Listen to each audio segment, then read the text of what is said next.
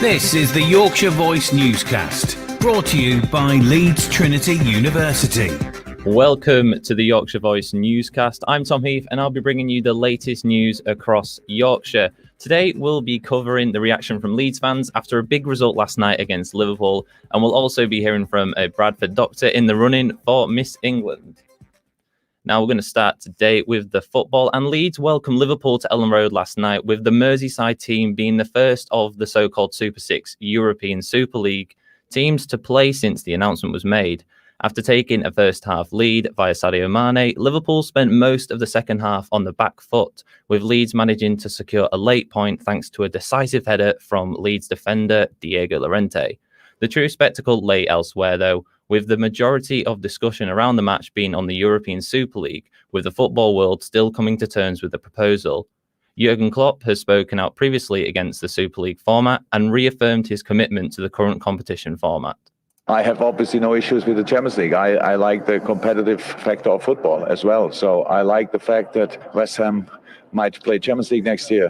No problem. I don't want them to be honest, because we want to do that. But I like that they have the chance and all these kind of things.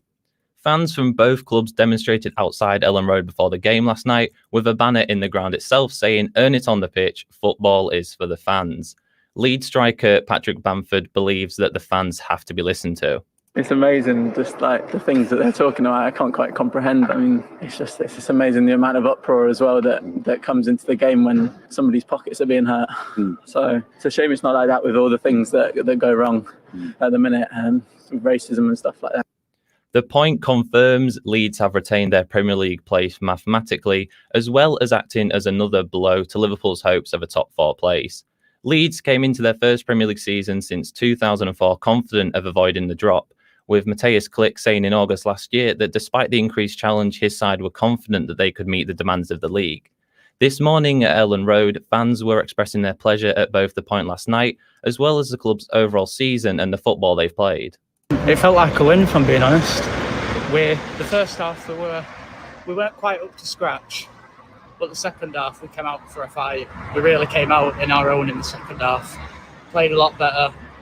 Like in the first half, we didn't look like we had much grit, but in the second half we were at them constantly on the back four, and it paid off in the end. I set a goal of not being relegated, and we've exceeded that massively. We've absolutely smashed it, really. Couldn't be more proud. Yeah. I'm a Liverpool fan, so great game. A thoroughly deserved point by each team, I think. I think that's the best way we can put it. Obviously disappointed with the way Liverpool are playing this season, but I think everybody else has sussed them out a little bit, and Leeds thoroughly deserved a point. Football fans from across the country continue to share their displeasure at the proposed Super League, including these Leeds fans at Ellen Road this morning, who also strongly opposed the idea. I don't think they've thought about the knock-on effect to other clubs and the fans. I think it's to keep a lot of, the way I see it is to keep some of these so-called big clubs in business. It'll make football rubbish. Football's for the fans. You don't want to, if you've got a European league, who's going to get relegated?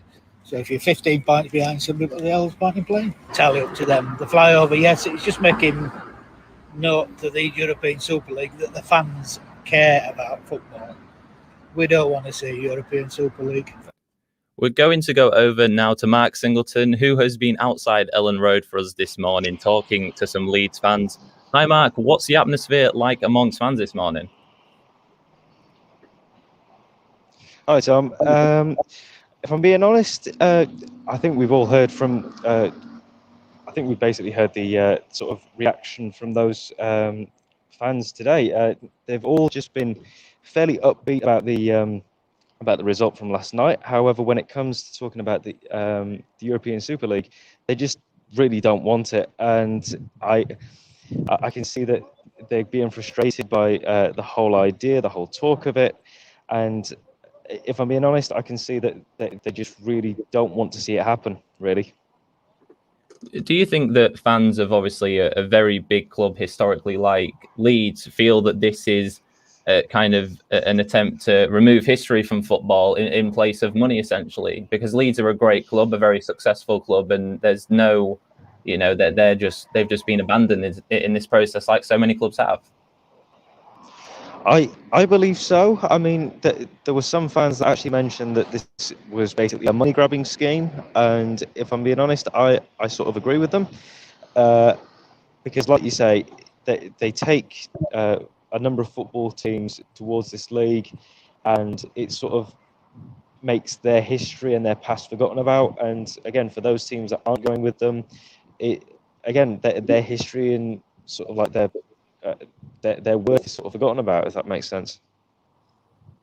Yeah, that I totally get where you're coming from. I mean, we do have to remember, though, this, you know, despite what's going on at the moment, this last night was a big result for Leeds. You know, they've had a really good season this year, and, you know, a lot of people probably weren't expecting them to do as well as they did. But, you know, are the fans really quite happy with this season, and are they looking forward to another year of Premier League football? Oh, I'm almost certain of it, because again, this result combined with the last week's result against Manchester City, basically getting 4 points from the two. They've got an upcoming game against Manchester United, and if they can get a result from that one as well, I think they'll be more than satisfied. And again, they're secured for another season in the Premier League, so that will only boost their confidence, and they'll be looking towards the future at this point. Okay, brilliant. Thank you so much, Mark. That was Mark there, who has been outside Ellen Road this morning.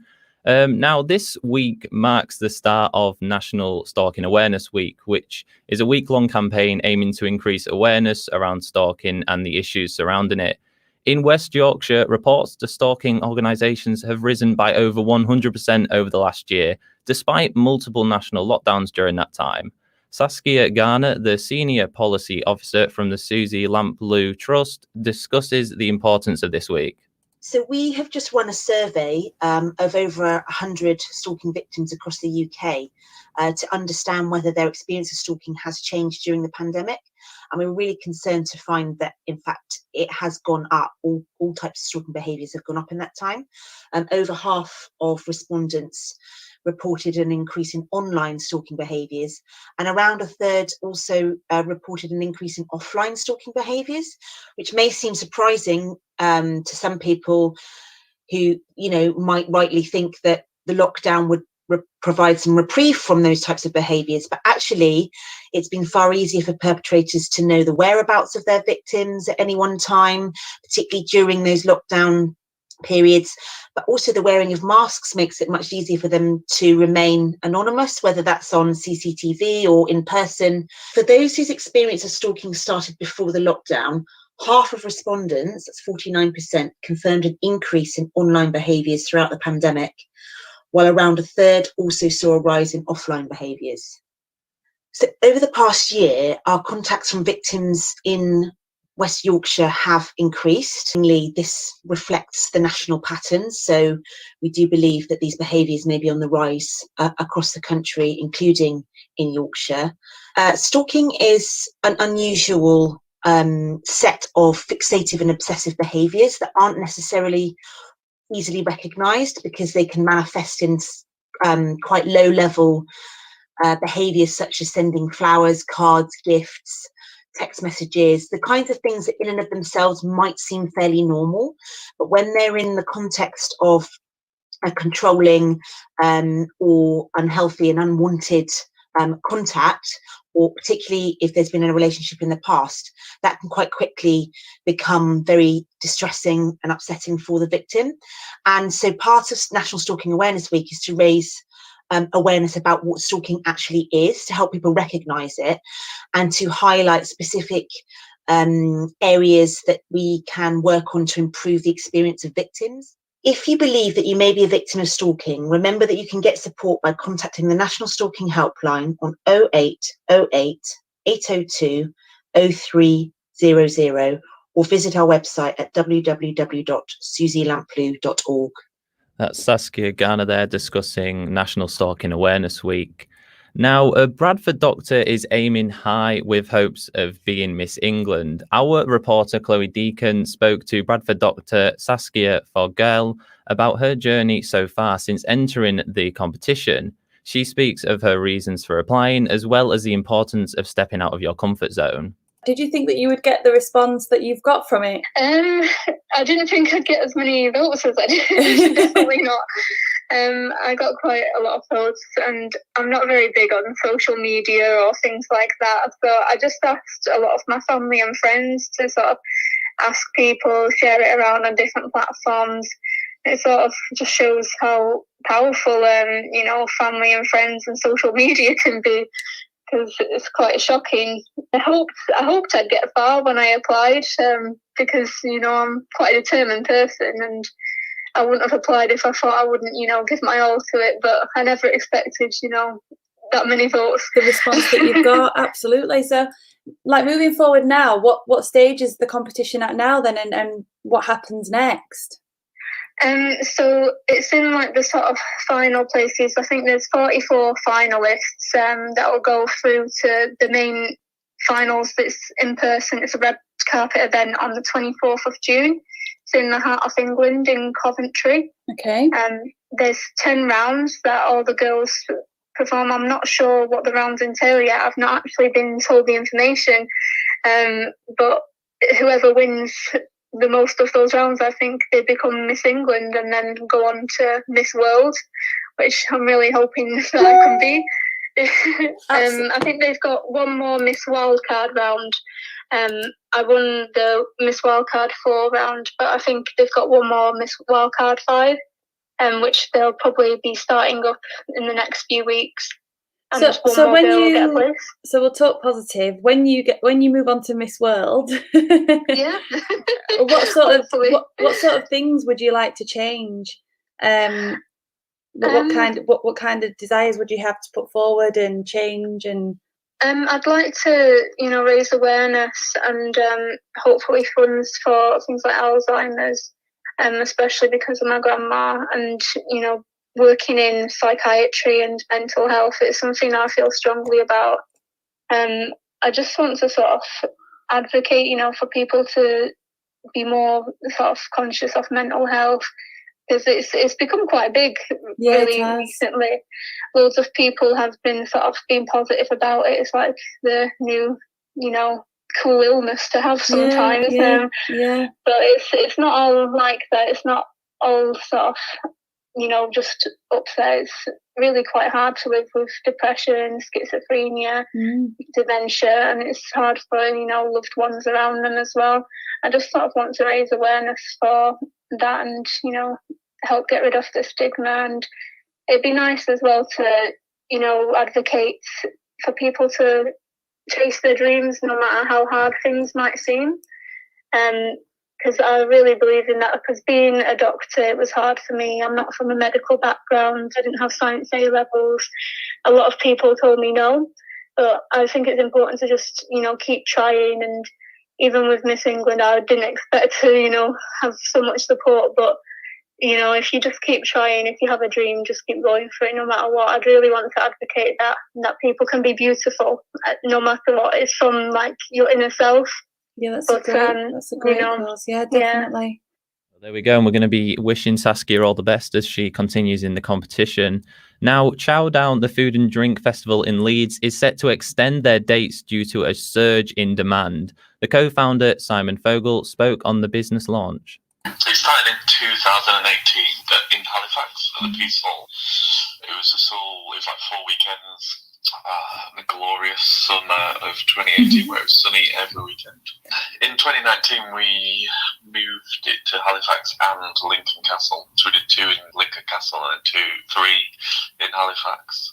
And then last year, it's a bit of a blur. We were meant to do Halifax, Lincoln. We were going into Manchester, and obviously we had Leeds in our site. But then obviously the pandemic hit, and then the Leeds site, which is where Temple Lounges is, we just decided to adapt.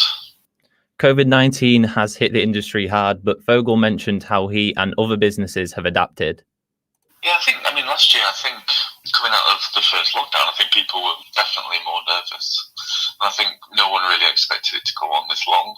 So this time, I feel like everywhere in Leeds, in the hospitality in the scene, everyone's just like, needs to get over this now and just try and live a normal life. So basically, everywhere's been booked out. Not just us, but I've noticed, all the pubs around where Chowdown is, Cross Keys and Northern Monk being blocked out, and people doing record weeks. I've spotted on Twitter this morning that pubs, have done their record week, which is amazing considering the hard times they've gone through.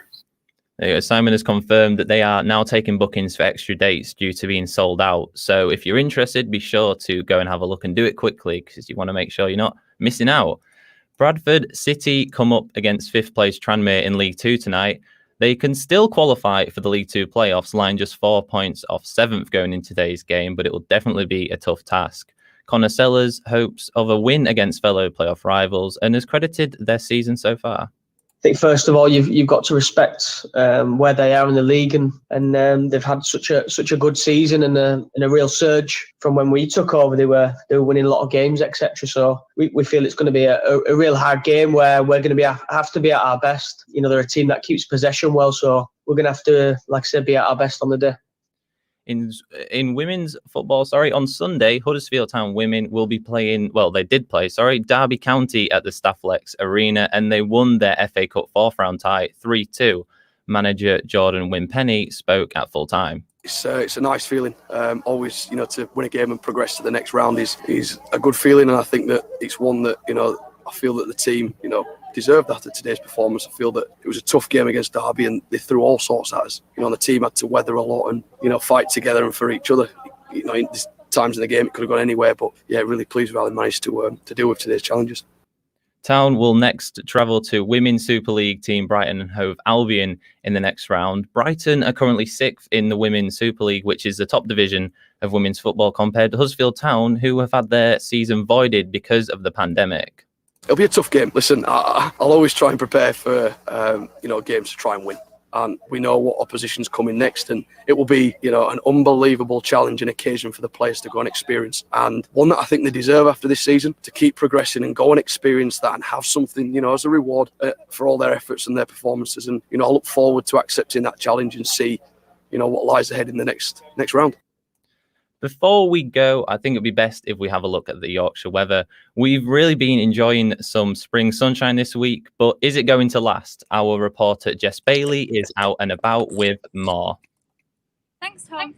The weather across West Yorkshire set to remain relatively nice, with highs this afternoon of 15 and 16 degrees Celsius. So we've got that to look forward to if you're enjoying a pint in a beer garden today.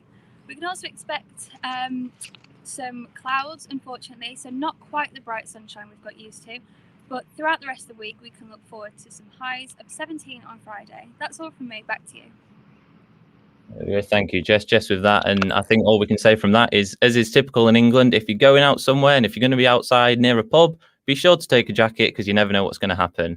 That is all from us today, and I think we will be seeing you all soon. This is Leeds Trinity University.